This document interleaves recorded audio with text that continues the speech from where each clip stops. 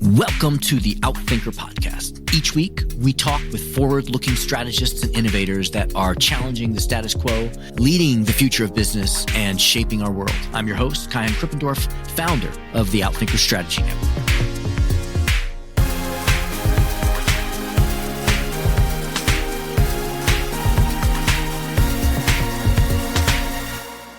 Salim Ismail is the lead author of the best-selling business book, Exponential Organizations, a renowned technology strategist and serial entrepreneur with ties to Yahoo, Google, and Singularity University. He consults with governments and the world's top Fortune 500 companies on innovation and growth. His work has been featured in premier media outlets like the New York Times, Bloomberg Business Week, Fortune, Forbes, Wired, Vogue, and the BBC. Salim founded ExOWorks in 2016 to help transform global organizations by catapulting organizations into the world of exponential thinking. He travels extensively, sharing a global perspective on the impact of breakthrough technologies and how organizations can leverage these disruptions to grow 10 times faster than their peers. He is the co-founder and chairman of OpenExO and an active board member of the XPRIZE Foundation. I got to sit down with Salim. I haven't spoken to him in 3 or 4 years, and we got an update on his thinking. He shares why a new breed of organization is emerging and what that organization looks like, what exponential technologies are, which of those we should be tracking now, and how they will impact your organization's future. 3 practical steps you can take to fight corporate antibodies and get your leadership to take innovation seriously.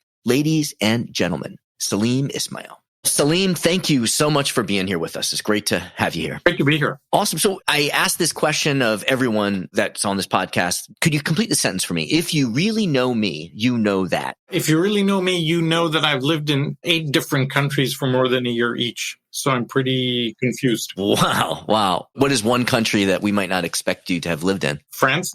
Cool. Great. So I also asked this question of everyone, and I always get a different answer. What's your definition of strategy? I go down the Simon Sinek kind of approach of saying, why do you exist? What fundamental problem, which sparks to what we call the massive transformative purpose. Strategy for me is then, if you're trying to go after, say, curing cancer, the how are you going about it is the strategy. What route are you taking up that mountain is the strategy. That's how I frame it. I love that. That's a very impactful metaphor, the mountain and the route up to the top of the mountain. Gives you flexibility. Yeah, because I think of like, if you'd go to something like religion, God sits at the top and every religion is a different path up the mountain. And if you're on one path, it's really hard to say to somebody, hey, turn left at the bush and jump over this stream because they're on a different path.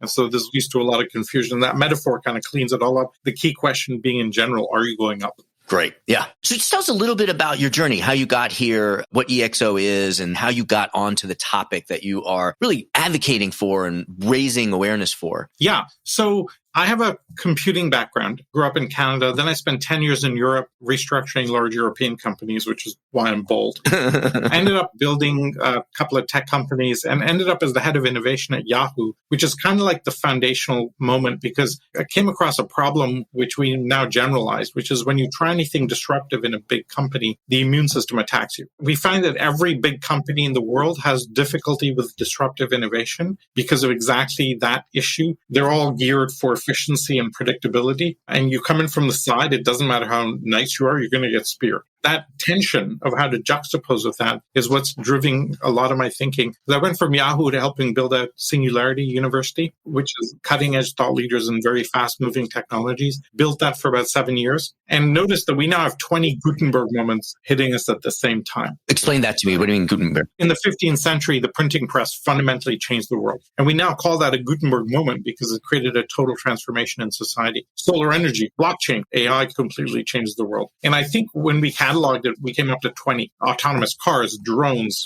CRISPR. Each one fundamentally changed the world. We've never seen this much innovation hit us at the same time globally ever. And so that means every piece of how you thought about the world before is gone. It's a red pill, blue pill type of moment. The way you think about it in a large organization now has to change completely. And it stems from a comment made by David Rose, who's one of the godfathers of angel investing. He said, any company designed for success in the 20th century is doomed to failure in the 21st century. The from New York. He's a bit dramatic, but I think the core of it is absolutely dead on. We find every large company in the world struggles with absorbing disruptive innovation. When I came out of Singularity, we wrote a book called Exponential Organizations, basically saying, how do you organize for this new world? And we noticed that there was a completely new breed of organization emerging that we'd never seen before. The Ubers, the Airbnbs, Waze, where they'd learned how to scale the org structure as fast as you scale technology. We've learned how to scale technology very well. We can go from one user to a million. But as many of your listeners will remember and know, building the actual organization is painfully incremental, linear, sublinear as you get bigger. And yet we're seeing these new breed, TED, growing to a global level just by leveraging community. How do you do that? After the book came out, we focused on solving this immune system problem because I figured if you can't solve that problem in any big company, they won't survive for that long. And it's worse in the public sector because now you have to transform policy and regulatory. We have bankers fighting Bitcoin. We have taxis fighting Uber. So we set about solving that problem. And that's the journey that we've been on. We now have a community of consultants around the world that apply these tools. And that community is now 17,000 or so consultants in 130 countries. Fascinating. So I have so many questions, but just a foundational question first for those of our listeners, of which there won't be many, who are not familiar with the term exponential technology. Can you describe that for us? Yeah, exponential technology is basically taking Moore's law, doubling patterning, price, performance, and computation. And we're seeing that apply now in a dozen technologies. Drones are doubling every 9 months in their price performance. The speed at which we can sequence the human genome is doubling every 6 months. The speed at which we can image the brain using in neuroscience is doubling every year. 3D printing, doubling very regularly. The granddaddy is solar energy, which is doubling every 22 months. Roughly every 2 years, we double the price performance of solar panels. This has been happening steadily for 40 years. If you run the numbers, we will be able to deliver all of our energy needs globally with solar in 8 years. We are 4 doublings away. That completely changes the game because energy, which has been scarce for the entire history of humanity, is about to become abundant. And most of our businesses focus on scarcity. For the last 10,000 years, if you didn't have a scarcity, you didn't have a business. What exponential organizations, a good way of thinking about them, is their business models around abundance. Yeah, because the resource-based view of strategy, holds that you want to own the diamond mines, own the oil, you're controlling the limited resource. Yeah. That's right. So what's one of the flips, the mental flips or planning flips that the strategist? A great example is the music industry. We used to sell music as a product, the cassette, the DVD, the CD, and you sold the physical product. You sold the scarcity of the physicality of it and $20 an album type of thing. Then you digitize music, you information enable it. All the 7 or 8 major music studios essentially disappear. And now we have iTunes or Spotify selling abundance on a subscription model, $10 a month, all you can eat. And that transition, Chris Anderson and Kevin Kelly have done an amazing job of highlighting some of the business models around abundance. Kevin Kelly wrote a blog post called Better Than Free. And I urge all of your listeners to go check out that blog post. He basically says if we're turning the world into information and the base information is widely available, there's about 8 ways of adding value to that base information. The stock market gives you immediacy. You pay for the time closest to the trade. Google gives you personalization. Uber gives you accessibility, findability, authentication, etc. There's about 8 ways of adding value to it, which I think are the business models for the 21st century. And so those are now business models. You then need a massive purpose, which is what we found consistent across all exponential organizations, like Google organized the world's information, Uber should have a private driver, etc. And then the strategy becomes, how do you fulfill that massive problem, massive purpose that you've taken on? And the thing about strategy is we used to have a tried and true way of having a 5-year strategic plan, etc., etc. I have a whole section in the book called Death to the 5-Year Plan. Today, the world is changing so fast. By the time you formulated your 5-year plan, it's out of date. And so the concept of strategy is giving away to running multiple experiments, small experiments to test the market. And whichever works, you go down that rabbit hole. Got it. So using your mountain analogy, you're taking multiple paths and then finding out which one is the right path, and you're taking another set. Yeah, you send 5 explorers on 5 little paths, and they report back very quickly and go, that one looks good. Okay, everybody go down that path. And then from there, you do it again. It's very much a fractal approach to strategy. And the world's biggest organizations are using this. So we came up with this model by analyzing the 200 fastest growing unicorns and then published the book on that. 5 externalities like Uber Uber doesn't hire its own staff. TED uses community. Airbnb is leveraging other people's assets, gamification techniques, etc. on the outside. And then 5 internal mechanisms like lean startup thinking, decentralized org structures, dashboards and OKRs, interfaces to all that abundance, etc. And we found that more of them you use, the more scalable your organization is. There's a really important data point that we came across. When we published the book 7-8 years ago, I did a segment on CNBC Squawk Box.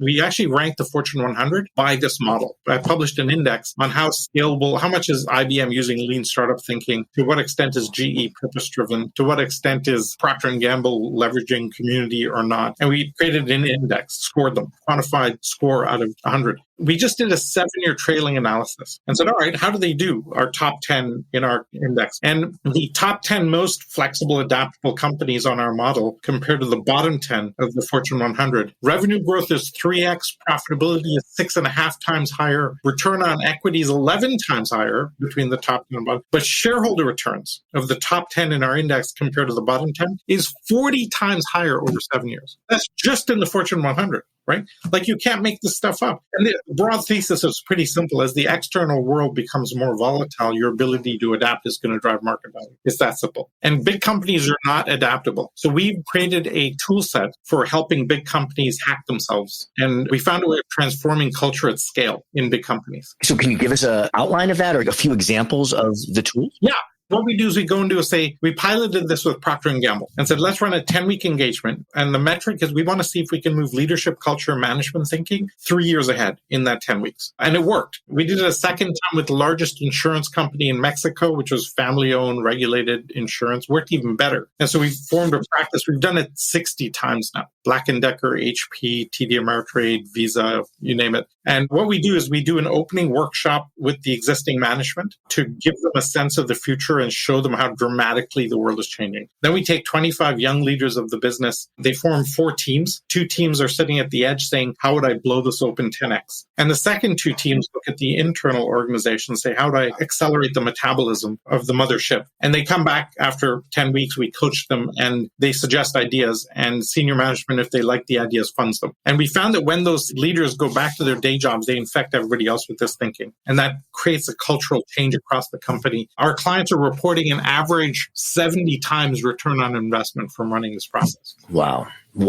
One thing that I hear repeatedly from strategists, and I've experienced myself, there was a large defense contractor that we were doing stuff with, right? And we trained 600 people in this kind of disruptive thinking techniques. And they came up with these mostly internal ideas, 55 ideas. And you know what those ideas are doing right now? They're sitting on a platform, and I cannot figure out who in the company will freaking look at them. How do you do that? Because our strategists often get frustrated because leadership will say, yes, I want the disruptive idea, but then they're focused on this quarter. I'll give you a little story that summarizes it for me. I joined Yahoo to head up innovation, running their incubator, and I extract 5 promises from Jerry Yang and senior management. Number 1, I want to be able to go off-site. I want to be off-brand. I want to be free of the technology stack. I want to be free of legal and HR rules on who I can hire, etc. And the 5th one was, if somebody had a great idea, I want to give them equity in the idea, because especially in Silicon Valley, they could just go do a startup. So we do these 5 things. I have an off-site office, thank goodness. I've got sitting with 20 of the best developers in the world. We're thinking about, it's empty. Where would we put the server racks? Where will we put our desks and ping pong cables? The doorbell rings. There's a truck outside, and he goes, I'm here to deliver the furniture. And we're like, we didn't order any furniture. And he goes, I'm from facilities. And we open up the back of the truck, and it's full of cubicles and yellow and purple couches, and it's Dilbert hell. If that comes in, we're leaving because we joined to be separate from the mothership. And this puts us right back where we started. So I say to the guy, listen, we don't want it. He goes, what are you talking about? My KPI is to furnish the office within 48 hours of it opening. So I'm freaking coming in. I'm like, hold on, everybody on this call can understand this kind of issue, right? So I call his boss's boss. I call my boss's boss. And I spend the afternoon on the phone, and I finally am able to get rid of the guy. Okay, phew, because close call. He wants a tick box saying his bonus doesn't get dinged, etc. 2 weeks later, doorbell rings, same guy, same truck, same furniture. And I'm like, I thought we dealt with this. He goes, we did, except my manager changed. Notice you didn't have the tick box. I'm ordered to deliver the furniture to you because we have nowhere to put it in our back office warehousing. It was ordered by the ERP systems. And I'm like, oh my God. And, we can all relate to this, right? And the key is he's not being a bad guy. He's just following the machinery and the KPIs, the processes set up for that company to be hyper efficient, doing what it was doing. It's like a Roman army marching in a phalanx formation, shields and spears. You come in from the side, it doesn't matter how nice you are, you're going to get speared. You throw a great idea into the middle of that army, and they're just going to trample it. They don't know what to do except marching along the same drumbeat. So you have to disrupt armies. You have to disrupt the machine. Yeah. So what we do is we go to the CEO and we go, we can take your company 10x bigger, faster, cheaper. And we have a path to doing that. And the key is you want to hack culture at scale. Let me give you a little thought experiment. Marriott Hotels is worth $53 billion today. If Marriott had launched TripAdvisor, Booking.com, Airbnb, their market cap would be $250 billion. 5x bigger. And the irony, the reason we use this example, is all of those ideas were sitting inside Marriott, but the immune system would not let them get activated because they didn't want to cannibalize the existing business. So for fear of hurting the existing business, they're leaving 5x market cap on the table. That's the impedance mismatch. That's the discrepancy that's being left. That's how much innovation is going untapped in big companies around the world. And you have to hack culture at scale to activate that, because inside the people have amazing ideas. They're talking to customers every day. They just can't activate them. And we found a way of activating them. So the key is you have to do three things. You have to train people in this new methodology very cheaply across the board so they have the vocabulary. You have to run a sprint to break the immune system problem. And then you take your crazy change agents to the edge and you build crazy ideas at the edge of the company pointing into adjacent spaces. And the combination of those three gives you full activation of new ideas. And then if something starts to succeed at the edge, the second order of maturity is do not bring it back into the mothership. If it's really disruptive, it won't fit neatly. Got it. I guess as it evolves on the edge, you can get a sense of what the business model will look like and whether it'll be disruptive internally or fit. Exactly. Spin it off rather than trying to bring it back in. The challenge is that there's no MBA program in the world that can teach you this. Every MBA program in the world teaches you how to build a 20th century organization. There's still no MBA program in the world that can teach you how to build Uber. It's the biggest disruption in business that we've ever seen in the history of mankind, literally, because all our models are scarcity based and we're moving to a totally new model.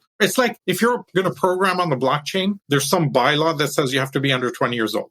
If you're over 30, forget it. You can't get your head around the paradigm that is the blockchain, right? It's like a bylaw written somewhere. It's the same basic paradigm. You ask any banker about Bitcoin and they get hives. They just can't cope. It's the same issue writ large to a global business issue. The good news is we found a prescriptive path of bridging that, and we're now activating on that. This is maybe one smaller piece of the puzzle, but something I'm increasingly hearing strategists kind of start articulating, which is around branding this new organization, because you can't have a brand that is only for customers. You have to have a brand that's also for these young employees and also partners, right? And so I'm thinking kind of the Virgin brand, there's a consumer brand, but it also seems like a cool place to go and bring good ideas, right? So talk to me about that. You're absolutely right. I'll give you a little case study on our side. Paul Pullman, who was the CEO of Unilever, read my book when it came out, and he asked me to come and speak to the top 200 execs at Unilever. And then he ordered every brand in Unilever to take on what we call a massive transformative purpose, or an MTP. Have your brand be purpose-driven and come up with a purpose statement that's delivering massive transformation to that brand arena.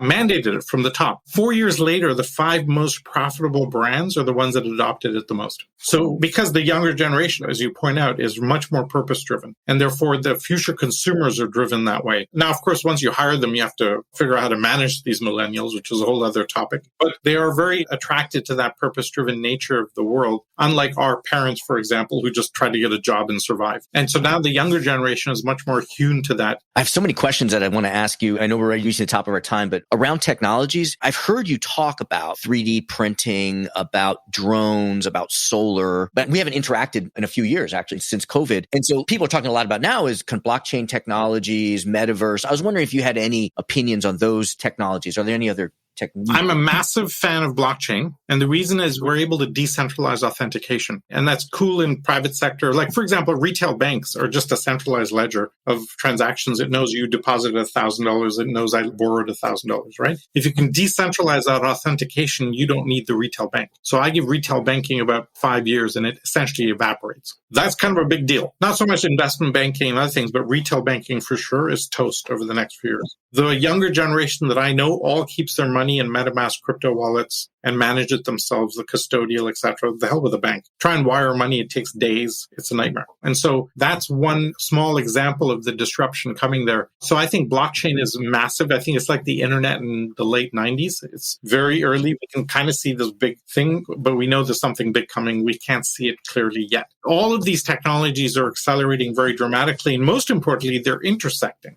So if you have a technology that's growing exponentially and it intersects with another technology, that adds a whole other multiplier to the effect. And so that's the crazy product development path that we're seeing, where new products are coming out that are blowing your mind at crazy levels incredibly fast. Yeah, and I can see it's really hard for you to multiply the impact of two technologies in your mind. You can think of each one separately. When you combine them together, that's like trying to see around a corner. Exactly. And think of a big company. If you're doing product development in a big company, if you're developing products based on today's technologies, you're out of date by the time you get to market. A startup kind of goes, I think blockchain will be there, and I'm going to aim my product development to aim for where the blockchain will be. Therefore, they can strip past most big companies.